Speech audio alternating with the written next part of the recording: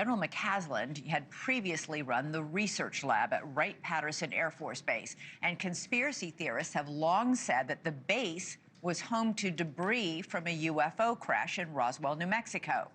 Tonight, we have a first look at the 911 call and body camera video from police officers in the initial days of the search for the general.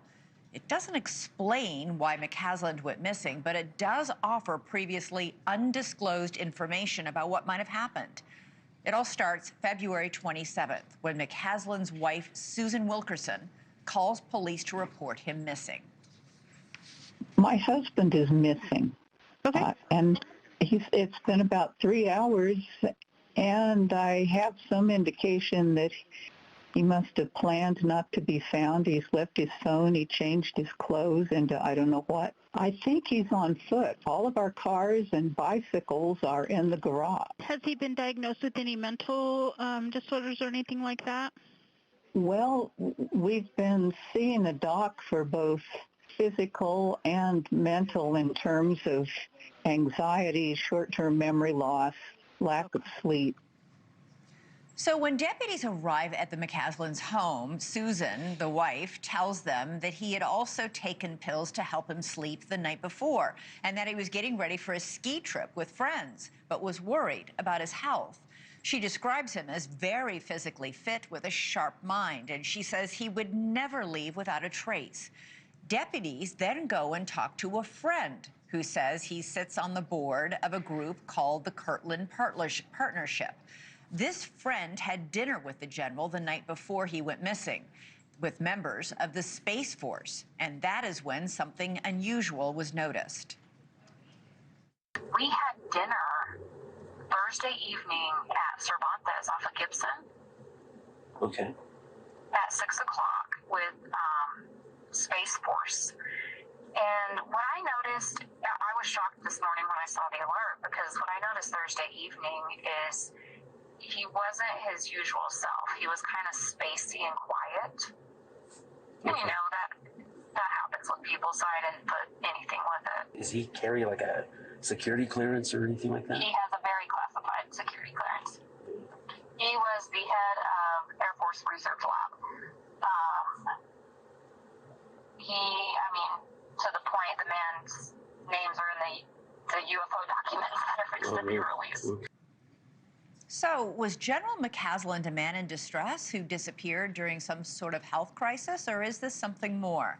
Joining us now is News Nation national security contributor and former FBI agent Tracy Walder, and Merrick von Redenkampf, who is a former analyst with the U.S. State Department and Department of Defense, and also a opinion writer with The Hill. Tracy, I'm going to start with you. Based on these 911 calls and the body cam footage, McCasland appears to have been struggling with anxiety and insomnia before he goes missing, but his wife says he's never disappeared before, wouldn't do that, was getting ready for a ski trip. What do you make of all this?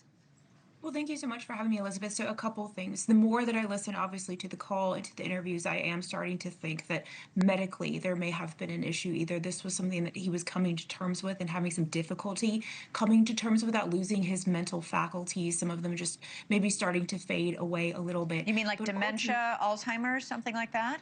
It sounded like his wife said multiple times, I believe, in an interview as well as on the phone with 911, that he had been sort of suffering with short-term memory loss, that he was having some memory issues. That doesn't mean he had dementia, obviously, but that was potentially failing him just a little bit.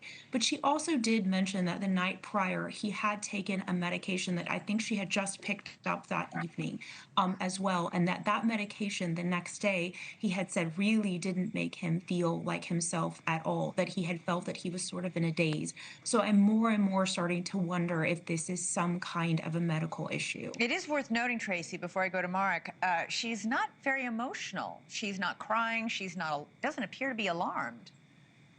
You know, she doesn't appear to be alarmed, but obviously, you know, in my former profession, people do handle these things very, very differently. She does seem like someone who is very methodical, and so I'm not sure that that would have raised a red flag for me at that particular point. Mark, what do you make of McCasland apparently having this dinner with members of the Space Force the night before he went missing? And have you heard of this Kirtland Partnership where he serves on the board? What is it?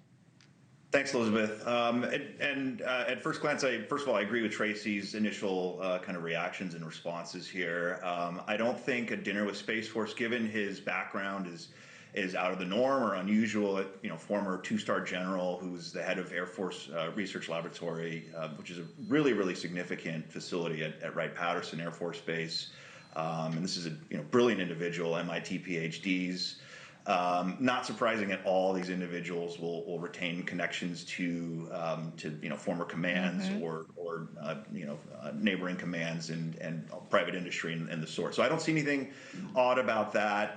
The Kirtland partnership, I'm actually not familiar with it, but I suspect I don't see any nefarious connections here. I suspect it's just a civilian military partnership that I suspect is related to Kirtland Air Force Base. Mark, two of the people that deputies interviewed bring up the general's security clearance. One of them says his name is in the UFO files. Do you think that the general knows some of our nation's biggest secrets around UFOs? Well, that's the allegation, and this all goes back to the WikiLeaks releases that occurred in late 2016. The release of John Podesta's emails. John Podesta, of course, was the campaign chairman for Hillary Clinton's campaign. Podesta's a very, very big UFO guy. He's followed the topic very, very closely. And he met with General McCasland along with the then head of Lockheed Martin Skunk Works, which is an institution that has long been rumored to possess retrieved UAP materials. And is trying to reverse engineer them. Correct. And that meeting was brokered by this is where the story gets really bizarre, but this has all been more or less verified through multiple different kind of channels. Through Blink-182 frontman Tom DeLonge. And Tom DeLonge describes a meeting General McCasland through a series of very clandestine, very, very secretive introductions to individuals in the military-industrial complex and in the CIA and met the general eventually. And the general allegedly, according to Tom DeLonge, opened up finally and said, yes, that we have retrieved craft, and his position at Wright-Patterson would, if this is all true, if these allegations are true, would have been a core kind of key element or key position overseeing all of this. Very quickly, Tracy, this is so bizarre what Mark is saying, and what these conspiracy theories, that's what's been feeding them. Is it possible this is just something very ordinary? And if it is just an ordinary disappearance with a man who might have been having a health event, why haven't we found his body?